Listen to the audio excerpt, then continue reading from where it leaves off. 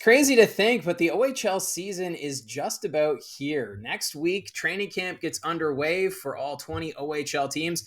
Actually, some teams will get it underway this weekend. I believe it's the Erie Otters who are the first team on Saturday to officially kick off the 2024 preseason with training camp. And then the first game will be on August 30th. So hockey is coming fast. And I think for junior hockey fans, the wait has been long enough. So I wanted to get a bit of a preview series going. I'm going to break it down by division for the Ontario Hockey League, which teams are going to contend, which teams might take a step back, and who might struggle a little bit in making the playoffs come 2025. I was going to start with the West Division and move east, but with still some trade speculation coming out of Flint, I figured let's start in the East and make our way west. And starting things off in the East Division, I'm going to be doing it in alphabetical order. I'm not going to do any sort of predictions here. I'm just going to say what team I think is going to have a strong season. So in alphabetical order, in the East Division, we have the Brantford Bulldogs. As you may remember, they finished second in the East Division last season. A record of 37-29-2, 85 points. Their power play kind of struggled a little bit. They had a power play of 19.1%, fourth best in the division, and their penalty kill, 79.2%, third. So kind of average when it comes to specialty teams last season, but still a good finish as they went into the playoffs for the first time as the Brantford Bulldogs after their move from Hamilton. The top three scorers last year, Merrick Van Acker, 36 goals, 46 assists, 82 points.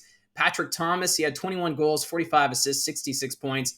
And Florian Jacki had a great year there with the Bulldogs, 34 goals, 31 assists, good for 65 points. In net, Mateo Drobak saw most of the starts. He had an .892 save percentage, and David Igorov, an .870 save percentage. So not too shabby for Igorov, who was in his rookie season. So going into the 2024-25, I believe the Bulldogs should be a contender when it comes to the East Division, with the likes of Merrick Van Acker, who of course was selected in the first round by the Chicago Blackhawks. You also add Jake O'Brien, who had an amazing rookie season, and also just won gold at the Hlinka Gretzky tournament. I think this team is well suited for a push for top spot in the East Division. Goaltending, though, may be the question mark as Drobak, he's graduating. So we'll see if Igorov is ready to become the starter for the Brantford Bulldogs, or maybe they look to bring in another goaltender to maybe bring in a veteran goaltender to allow Igorov some more time to develop and to become that starting goaltender for the Bulldogs in the future. But outside of that, they do have the offense, and their defense, as we've seen in the past, has also been pretty solid. They did get a lot of draft picks when they traded Jordan Donovan to the Saginaw Spirit at the OHL trade deadline last year, and that's going to pay off going into this season because they do have a good draft cupboard. When you look at their picks in the future, they have 2 second-round picks and 2 third-round picks in 2025, and 5 second-round picks in 2026, which, of course, can be used for moves this season or the following season. So the Bulldogs, I feel, are in some good shape to become a contender over the next 2 years. So their window of opportunity is there for this upcoming season. The other news item, though, that's going to be interesting to follow, too, is the new arena for the city of Brantford. It's going to go before City Council in the fall. So for junior hockey fans in Brantford, kind of an exciting time because your team is looking to be competitive, and you might be getting a new arena, which would mean the Bulldogs will stay in Brantford long term. As Michael Andlauer has already said, if the city of Brantford builds the arena, they will stay in Brantford. So hockey fans in Brantford, pretty excited about the potential going forward into this season and next. Following up, we do have the Kingston Frontenacs. Last year, they finished fourth in the East, a record of 33-31-4. They had 70 points.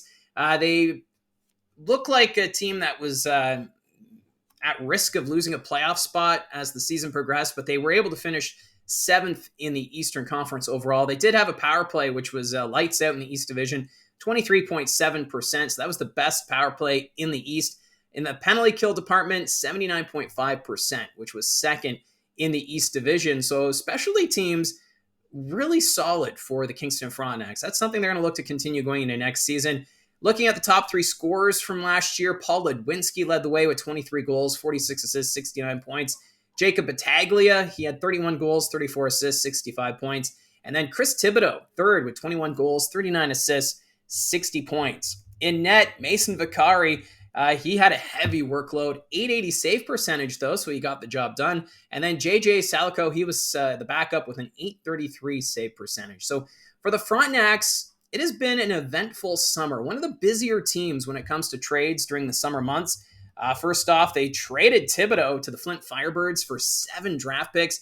Then they added overage goaltender Nolan Lalonde after winning the Memorial Cup with the Saginaw Spirit. They also added import Thomas Urinen from the Ottawa 67s, and then overage forward Cedric Guindon also added from the Owen Sound Attack. So some interesting moves from the Kingston Frontenacs, who are looking to be competitive going into next season. And I do like these pickups for Kingston, and this will be a very interesting team to follow in the East Division. I wouldn't be surprised if they challenge for home ice advantage in the playoffs for next year in the Eastern Conference, and they could be a bit of a dark horse to win the East Division. We'll see if they'll do a couple more trades to add to their depth or maybe their veteran presence. But I do think that the change of coach kind of put them on a new trajectory. Of course, Troy Mann was brought in early last season behind the bench and really has his team going in the right direction. We'll see if that can continue. Now, the draft cupboard, it's decent for Kingston right now. If they want to make more additions, they'll be able to, because they don't have a second-round pick in 2025, but they have 2 seconds in 2026. So they could maybe move one of those second-round picks for another piece during the regular season or even at the 2025 OHL trade deadline. Also to note, Jim Gilchrist, the legendary play-by-play voice on the radio for the Kingston Frontenacs, he will be back for another season. They had that press release because they changed radio stations. And for Gilchrist, he called his 3,000th OHL game for the Kingston Frontenacs last year on the air. And of course, I did an interview with Jim Gilchrist after he reached that milestone last season. So it's great to see that Gilchrist will continue to call Kingston Frontenacs games going into 2024-2025. Now, the Oshawa Generals, they had an amazing season last year. First in the East Division with a record of 40-19-7-2 and 89 points. You'll remember they had that 12-game winning streak at the end of the regular season to clinch first in the Eastern Conference. So Oshawa, a lot of fun to watch last year. Their power play, 21.5%, which was second best in the East Division. And their penalty kill, 83.2%, which was best in the East Division. Scoring last year, Callum Ritchie, 28 goals, 52 assists, 80 points. He led the way for Oshawa. Dylan Robrick, he had 26 goals, 46 assists, 72 points. And then Beckett Seneca, 27 goals, 41 assists, 68 points. And in net, Jacob Oster, a 905 save percentage. He was, of course, OHL goaltender of the year last year. And then Noah Bender didn't see too much action, but he did have an 894 save percentage, so not bad from the backup goaltender. So this is an Oshawa Generals team who got off to a slow start, if you may remember, last year. They had some key injuries out of the lineup, but then they got healthier, and they also added Connor Lockhart to this lineup, and they really picked it up and went on that deep playoff run, ended up going all the way to the OHL final. So this team, I believe, will likely compete again for top spot in the East Division and also the conference, because they'll have some key pieces back in the lineup. But the interesting one will be Beckett Seneca, who surprisingly went third overall to the Anaheim Ducks at the NHL draft. So what are the Anaheim Ducks going to do with Beckett Seneca? Do they keep him around and to see what he's capable of at the NHL level, or do they send him back? Time will tell. You'll remember with the Guelph Storm, Matthew Poitras was the question mark because the Boston Bruins decided to keep him around and ended up staying all season and then suffered that injury after the World Juniors. So for the Oshawa Generals, you want to see these players move on to the NHL ranks, but at the same time, you'd like to see them come back if you're hoping to have a deep run. And for Beckett Seneca, he was a big factor last year in the playoffs. When he was on the ice, Oshawa was competitive. But remember that he suffered that injury late in the playoffs, and you could almost think that maybe that's a reason why they ended up being swept by the London Knights in that OHL final. It's the Beckett Seneca factor, and we'll see what plays out with that. That's going to be a storyline to follow if you're an Oshawa Generals fan. Now, the biggest change, though, for Oshawa during the offseason is behind the bench. Derek Laxdal moving on to Coachella Valley of the American Hockey League, so that means Steve O'Rourke will take over as head coach. He was an assistant with the team, so systems may not change too much, but maybe they'll have that adjustment period where it might be a little slow off to the start.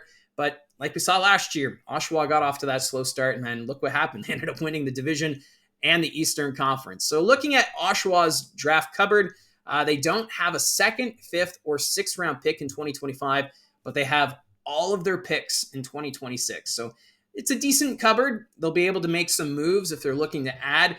I would expect this team to add as they want to compete with Brantford and Kingston in that East Division.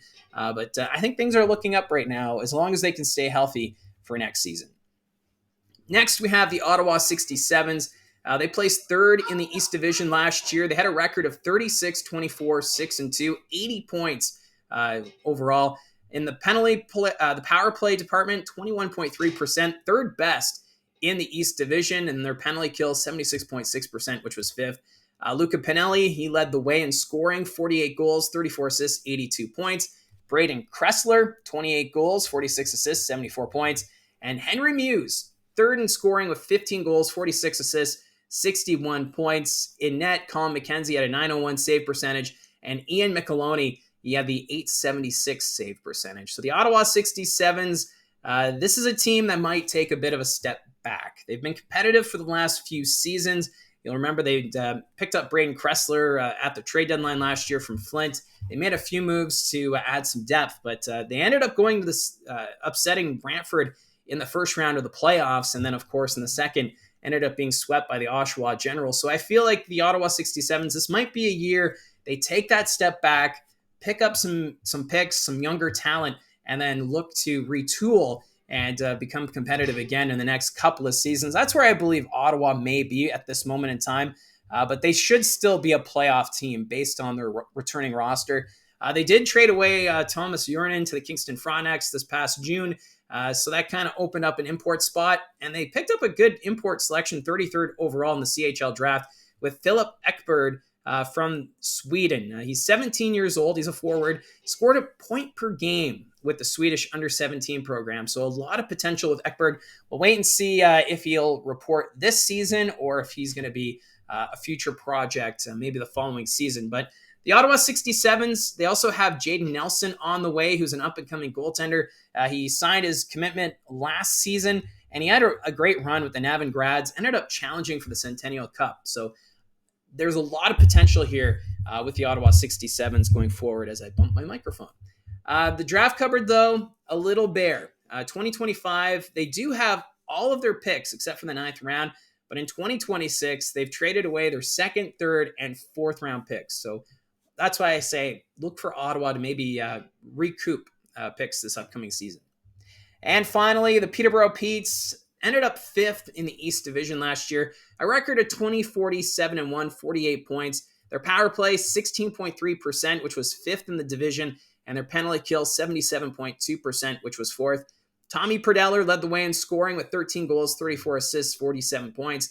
Jonathan Malee, 14 goals, 31 assists, 45 points. And then Braden McCallum, 18 goals, 23 assists, 41 points for 3rd in scoring. In net, though, Liam Stushka, a 905 save percentage on a team that went into rebuild mode at the OHL trade deadline. And Stushka, even though this team in front of him had their challenges and they were learning the ropes, he stood tall and kept this team in some of those games that maybe they shouldn't have been in. So Stushka, a solid goaltender, entering his overage season. So he's going to be interesting to follow. Does he end up being moved to another team? Zach Bowen, though, he had some pretty good numbers as well. 896 save percentage after being picked up from London at the start of last season. So the Petes, if you look back to the start of last year, they kind of surprised everyone with their hot start. They held on to the top spot in the division for the first month of the regular season before they started their tumble down the Eastern Conference standings. They moved out some veteran players as well for draft picks and younger talent. So this Peterborough Petes team, I think it was all a part of the plan. We all saw them win the championship the year before. So going into next year, you knew they wanted to recoup and rebuild, and that's exactly what they did, as the plan is for the Maroon and White to be a competitive team again within the next few seasons. And I think they're on track. We'll see Peterborough maybe not make the playoffs this year. They'll challenge for a playoff spot, but it's going to be the following season, I think, where they're going to take that big step towards being competitive in the Eastern Conference. So there might be some more growing pains ahead, but a lot of excitement around the young talent on this Peterborough Petes team because they will be better than last season. Expect that, but we'll have to wait and see. McCallum, I think, is going to have a solid second season for the Peterborough Petes. And then you look at the young talent like Caden Taylor, Aiden Young, Nico Addy. They also drafted Colin Fitzgerald third overall, so he'll be a solid boost for this team. So they have the young talent, and I think this team might be a force to reckon with in a couple seasons, kind of like what we're seeing with the Steelheads right now, where they did the full-on rebuild, picking up young talent, and now they're getting the benefits of those trades. So I think Peterborough kind of following in the Steelheads' footsteps going into next season. So I think it's going to be an interesting season ahead for Peterborough, and they have showed their commitment to the coaching staff behind the bench as they've re-signed all the coaching staff, so it's going to be the same group going into next year. You have that consistency, along with Rob Wilson, who signed that 8-year commitment to stay with the Petes. It sounds like a long commitment for a head coach, but this goes to show that they like what they have in place right now. They want Peterborough to be a competitive team year in, year out. You just have to take these steps to get there, and I think that's exactly what they're trying to do with this coaching staff and with the talent they have on this roster.